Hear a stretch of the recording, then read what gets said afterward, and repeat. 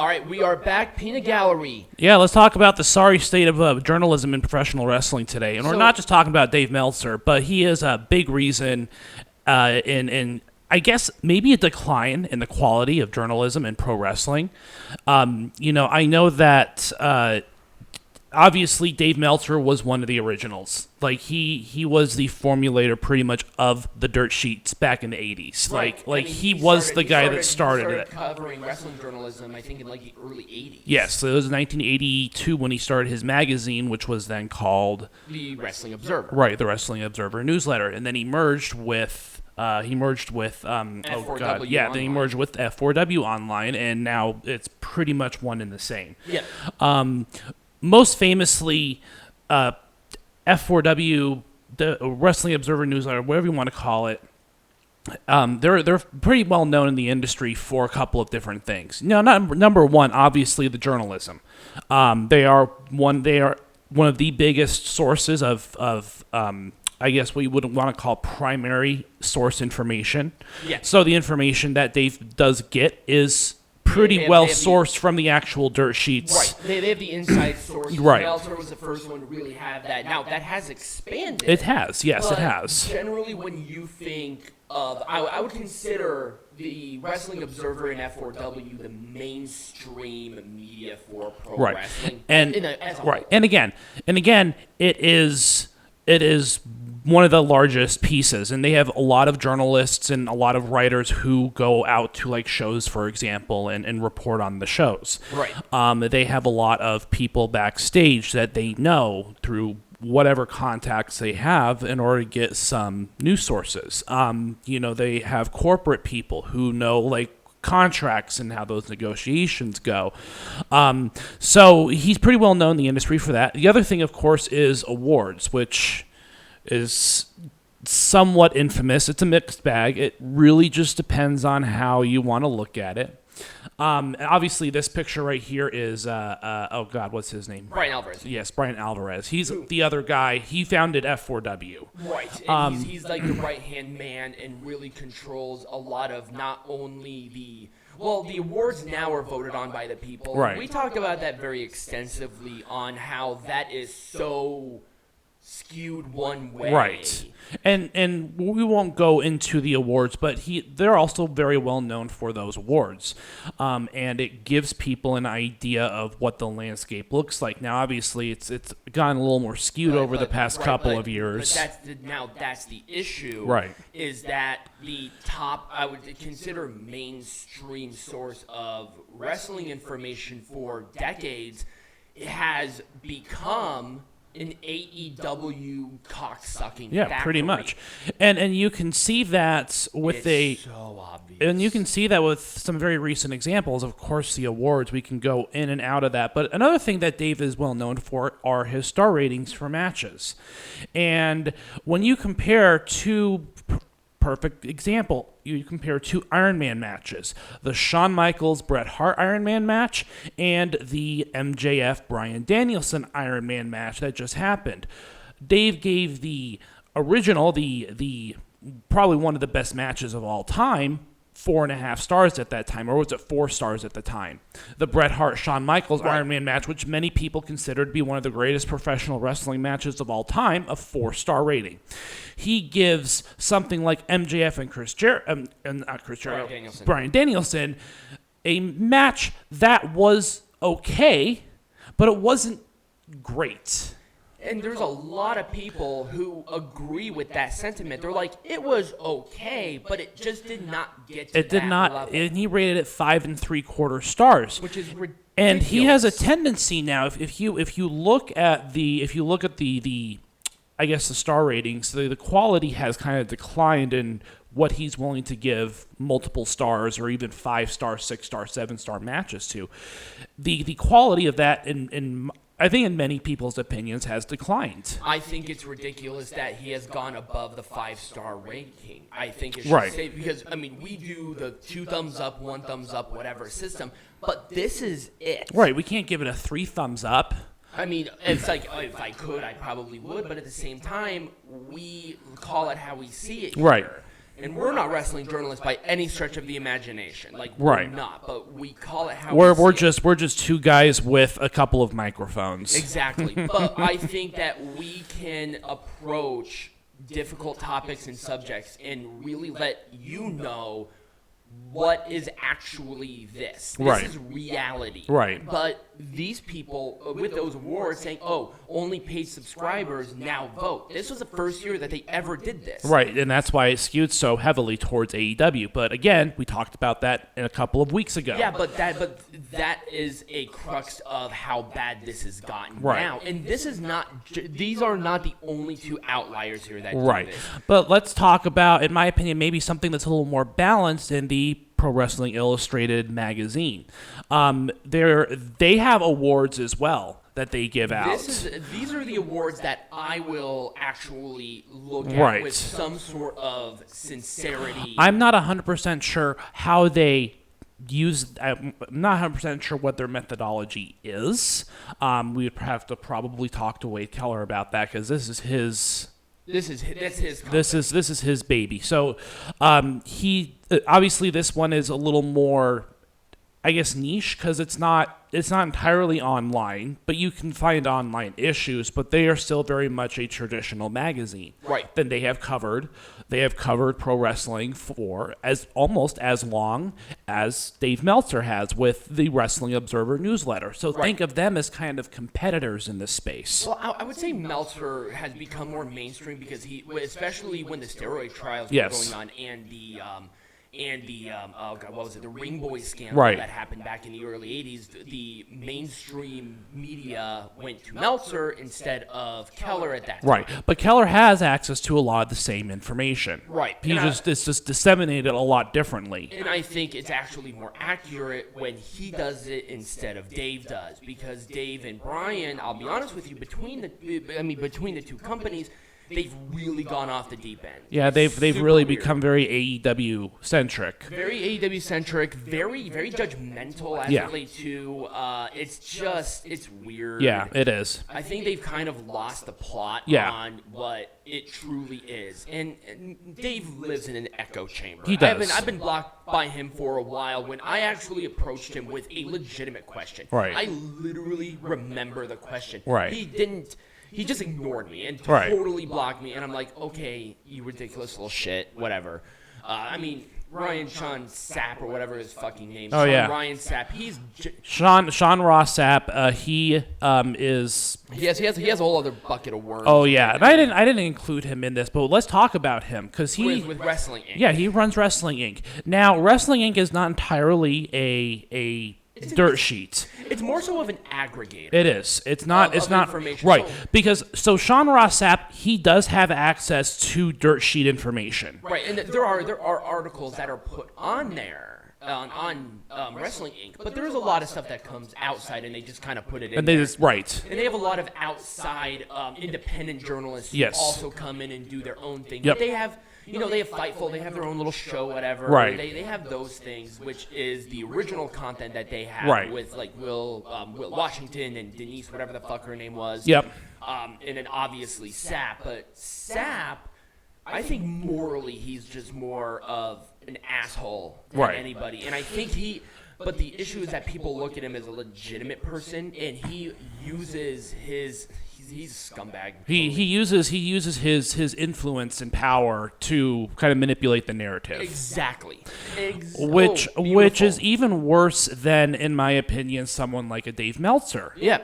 At least Dave Meltzer tries to be non-biased, but his methodology and the way he approaches it has just been skewed so heavily, and the quality has gone down so much. There is a reason why people believe that the Wrestling Observer newsletter is being paid off by AEW. It's because of the reputation that they have built since the founding of the company. right. People went to them, and we see the pattern of Right. what it was then into what it is now. Right. It's like you never did this with WCW. No. You never did this when TNA was actually Like a legitimate more mainstream second-tier wrestling product. Right. It never happened Right. until AEW. That's when this stuff changed, and that's when everybody's scratching their heads and thinking. It's like, is this really where I want to go to Right. get my wrestling information? But let's talk about somebody who I would say is an outsider coming in and threatening the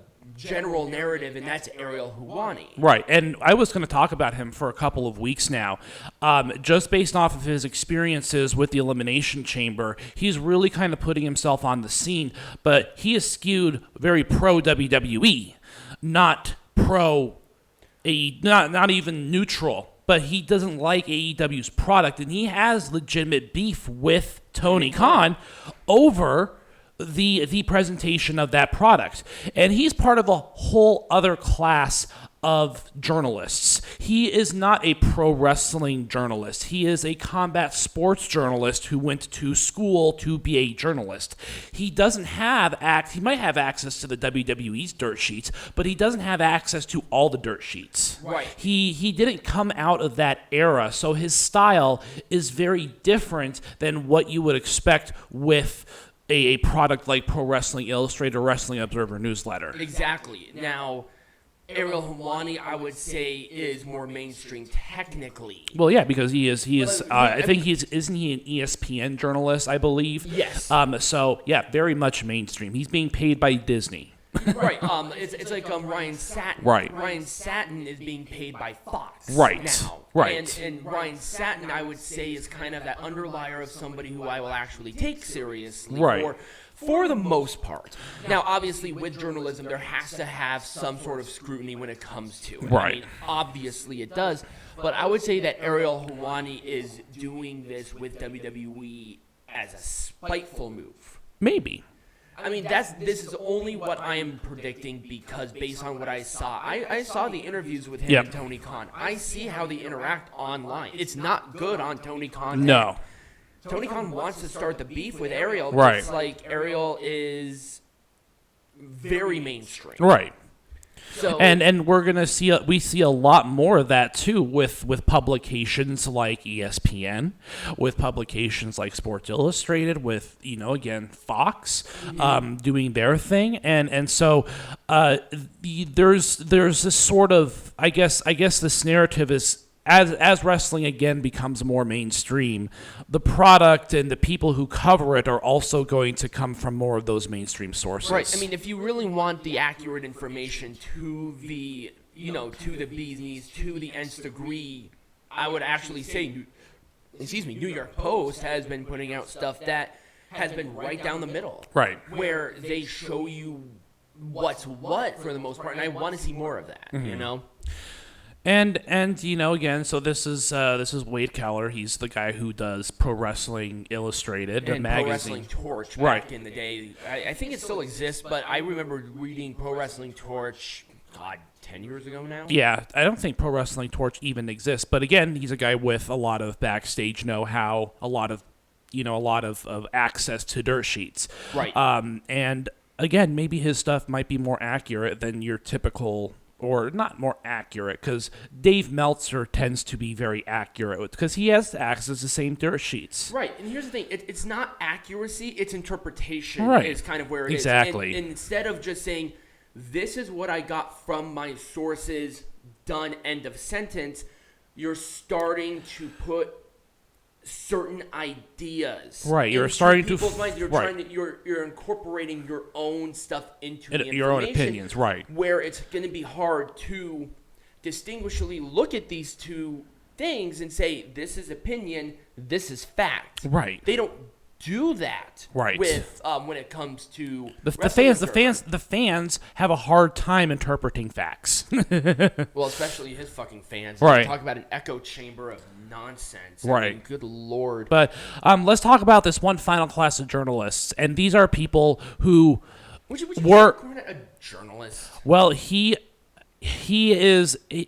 in the same sort of boat as someone like Eric Bischoff or someone else or other former pro wrestlers, former professional wrestling managers, former promoters who have access to these to the dirt sheets again because of their involvement in the industry physically. These people have more of on-hand knowledge Yes. of what's actually happening. Say what within you the want industry. about someone like Jim Cornette. Say what you want about... Right now, Eric Bischoff is like the most hated man Right. within the scope of AEW because he tells it how it is. Now, Jim Cornette is obviously public enemy number one, but Eric Right. Bischoff has been really making some waves as of Right. late when it comes to But you can't, the cult of right? But AEW. you can't discount their knowledge. No. And you cannot discount the fact that yes, they still have access to these dirt sheets because guess what?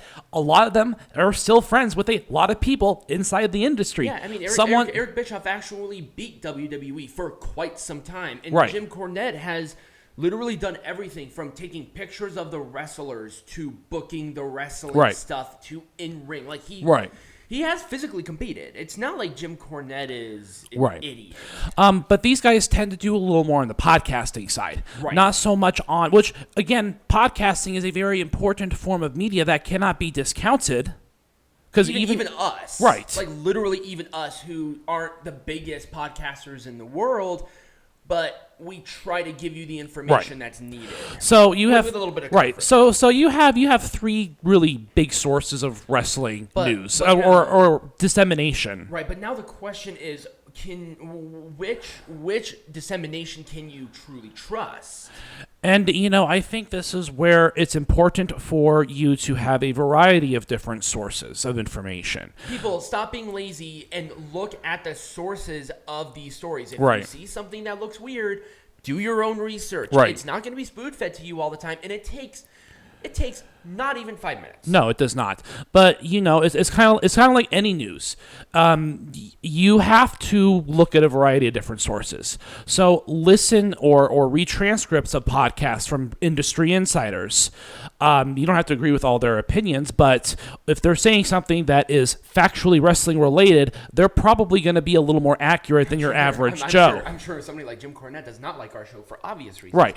But he has a lot of accurate information because he has a lot of industry knowledge and he has a lot of industry insiders. For decades. Yes. And also, Jim Cornette is a pro wrestling collector. He has Right. a huge collection. People like Ariel Helwani or Ryan Satin that you had mentioned. That is again probably going to be a little more mainstream information. It won't be so technical, but they are going to have accurate information from whichever sources they decide to source from. Because, for example, Ariel Helwani will probably have, dirt sheets from WWE. Right. Because he works so closely with them. Just like with Meltzer, Mm-hmm. who will most likely skew with AEW. But he for that. still has dirt sheets from the WWE. So if Absolutely. he says something, or Wade Keller, or whoever, they probably have information that is at least somewhat accurate based on the people that they have the industry insider information with. Right. And it's much different than a lot of other sports. I mean, other sports, yes, they have, they'll have their dirt sheets too, but wrestling is unique in kind of the history of developing these dirt sheets and how it wasn't really the television providers who did it. It was people within the industry who just had a passion for journalism. Exactly. And I think that's what makes pro wrestling journalists so unique within of themselves. It's because of that passion. Right. And but that's just all of wrestling in general. Yeah. We're all very passionate about it. And I mean, there are people who like football and teams, but wrestling is like a different animal Right. within of itself. It is. So it's kind of cool to see that Yep. even the journalistic part of it has that same sort of passion Yeah. and mentality. But as far as biases go, just look for patterns. Mm-hmm. That's pretty much it. Yep, You'll see that very clearly if you stop and think about it. Not one kind of source or one source in general should be 100,000,000% discredited, but look at the information that they're giving you and just make sure. Like the Observer Newsletter Awards this year, from before anybody could vote on it. But then they changed it over to the paid subscribers to do that. So when you see the best pay-per-view in the world being Forbidden Door, double check on that. Right. Make sure that it's something where you can look at that and say, that makes sense. Right. Or John Just Moxley make- being the wrestler right. of the year. it's a bit ridiculous. Right. But that's pretty much all I've got at this point. I just wanted to touch on the journalism of pro wrestling, especially as we approach WrestleMania season. But what are we talking about next week? So next week, we're not sure. We'll figure it out now. I'll let you know. But as always, remember to like, subscribe, or leave a rating wherever you are. I saw that our Spotify is growing quite quickly here. So leave a review, hopefully 5 stars. But no matter where you are, we appreciate your Support. Your support, obviously. Get a hat. There will be a link in the description wherever you are. And become a patron as well at MPWMA at patreon.com, where you get cool stuff, including signed merch and all that fun stuff. But as always, be Majestic.